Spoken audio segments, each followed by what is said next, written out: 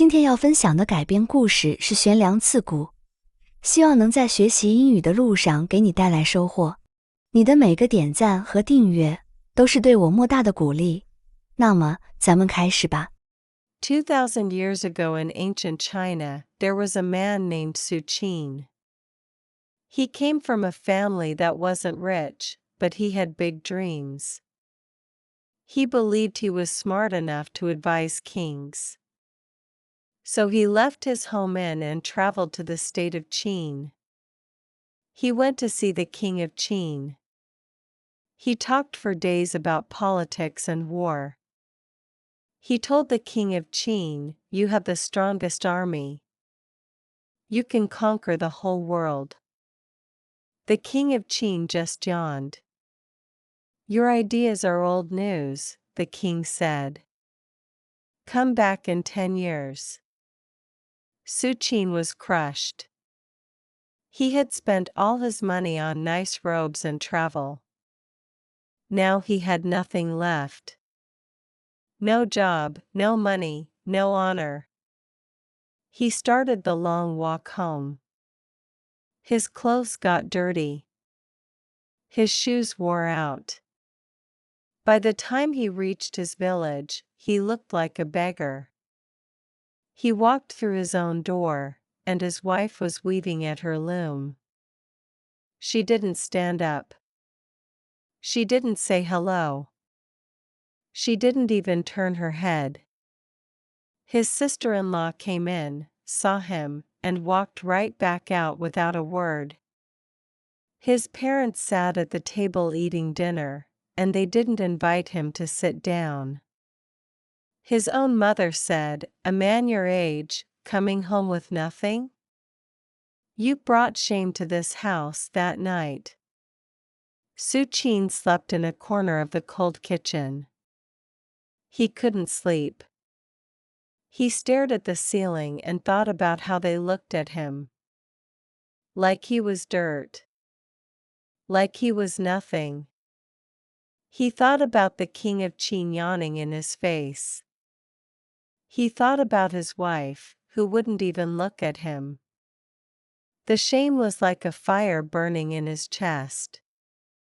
The next morning, he found an old book.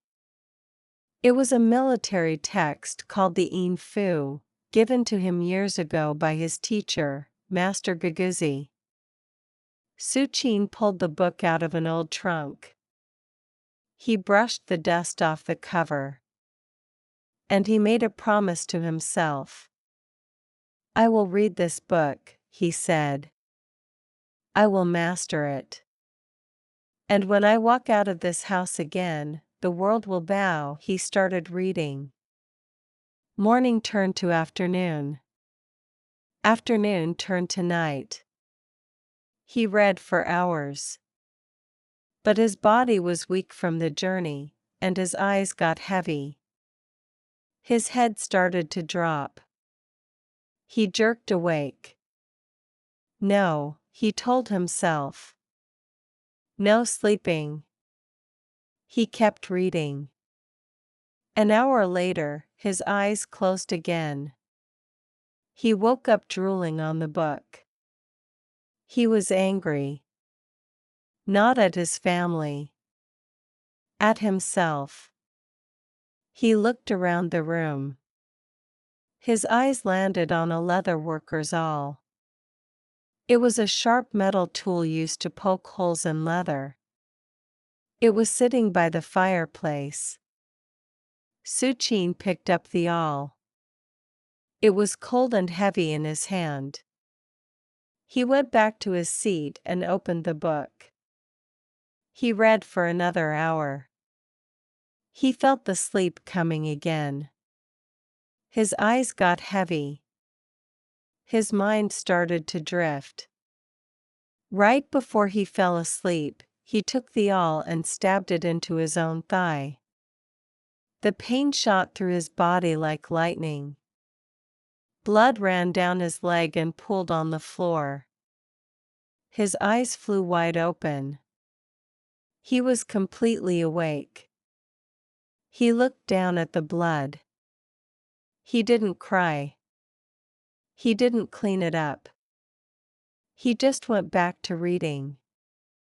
Every time he felt tired, he did it again. Stab. Pain. Blood. Wake up. Read. Night after night. Month after month. His thighs were covered in scars. The floor around his seat was stained dark red. He did this for an entire year. Suchin didn't just read that book. He tore it apart. He analyzed every sentence. He memorized every strategy. He understood not just the words, but the spirit behind them. He learned how to persuade people, how to read their fears, how to turn enemies into allies. He knew he was ready. He left his village again. This time, he didn't go to one king. He went to 6. He went to the rulers of Yin, Zhao, Han, Wei, Qi, and Chu. He told them, the Qin state in the west is a tiger. It wants to eat you all, one by one. Alone, you will die. But together, you can stop them. Join forces.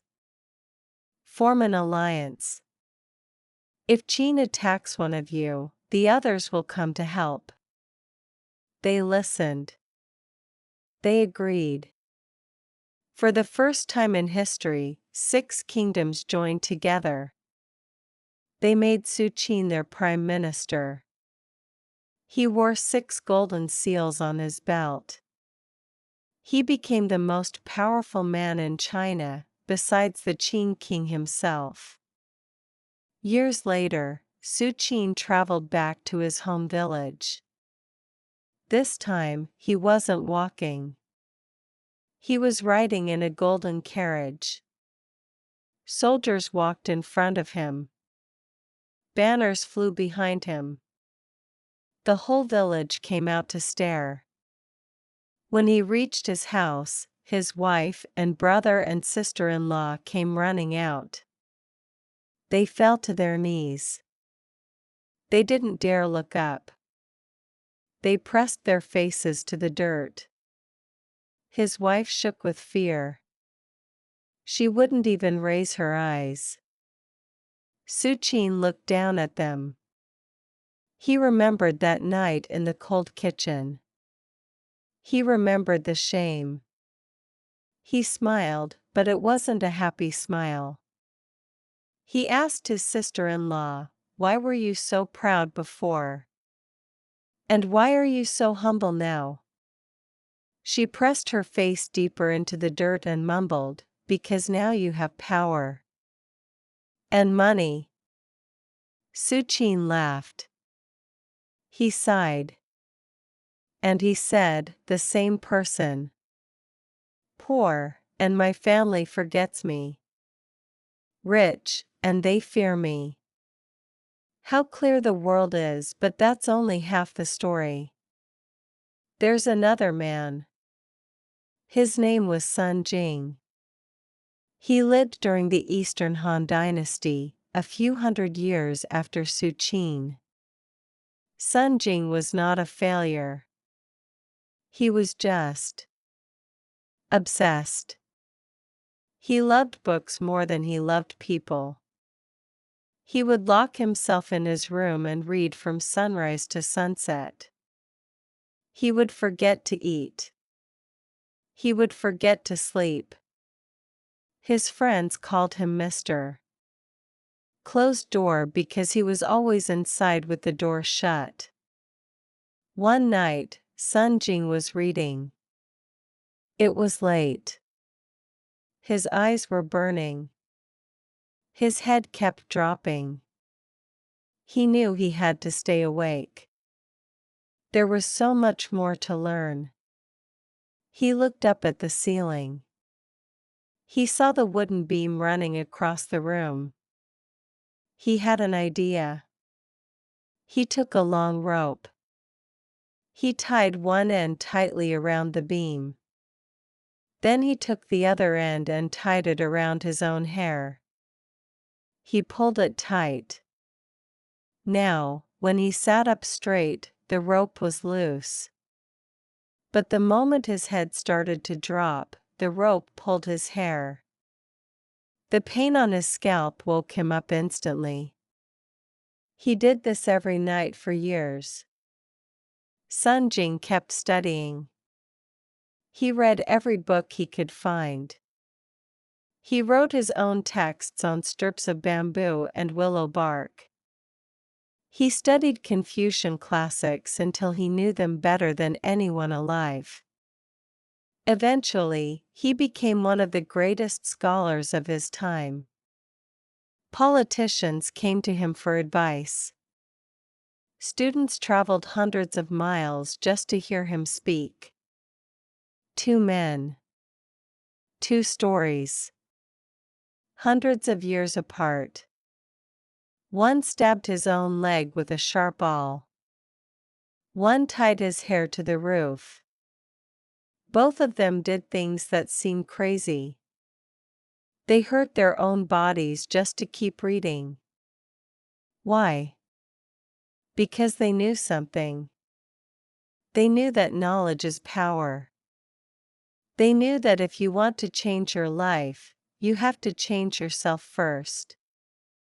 And changing yourself hurts. Think about that. These men lived over 2,000 years ago. They had no computers. No internet. No teachers on YouTube. They had dirty oil lamps that barely gave off light. They had books written on heavy bamboo strips. Reading was physically hard. But they did it anyway. They chose pain over sleep. They chose blood over rest. Now, look at us. We have everything. We have light at the flip of a switch. We have thousands of books on a small device we carry in our pocket. We have teachers from all over the world available for free, anytime we want. And what do? We get tired after 10 minutes. We get bored. We say, "I'll do it tomorrow." We put down our phones and watch another video. We let the sleep win. We let the boredom win. This is not about hurting yourself. Nobody is saying you should stab your leg. That would be stupid. You'd get an infection. But the spirit behind it? That's worth something. Su Qin didn't have anyone pushing him. His family hated him. The world rejected him.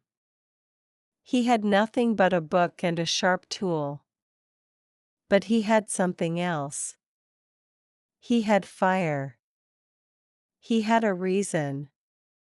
He knew exactly what he wanted, and he was willing to bleed for it. What about you? What do you want? Do you want to speak English well? Do you want a better job? Do you want to travel the world and talk to people from different countries? If you really want it, what are you willing to give? Are you willing to give up an hour of sleep? Are you willing to study when your friends are out having fun? Are you willing to make mistakes and feel embarrassed? The scar on Su Qin's leg never went away. He carried it for the rest of his life. Every time he saw it, he remembered. He remembered the cold kitchen. He remembered his wife turning her back. He remembered why he started. You need your own scar. Not a real one, but a memory. A reason. Something that burns inside you when you feel like giving up. The world is full of people who are smart. The world is full of people with talent. But talent is cheap. What's rare is someone who can keep going when it hurts. Someone who gets back up. Someone who stabs the sleep away and keeps reading. That's the kind of person who changes their life. So next time you sit down to learn English or practice any skill, remember Suchin. Remember the blood on the floor. Remember the rope on the beam. If those men could study by a flickering oil lamp with scars all over their legs, you can study for 30 minutes with a charged phone and a warm bed waiting for you. You can do this. But only if you want it bad enough. 下集请移步主页观看。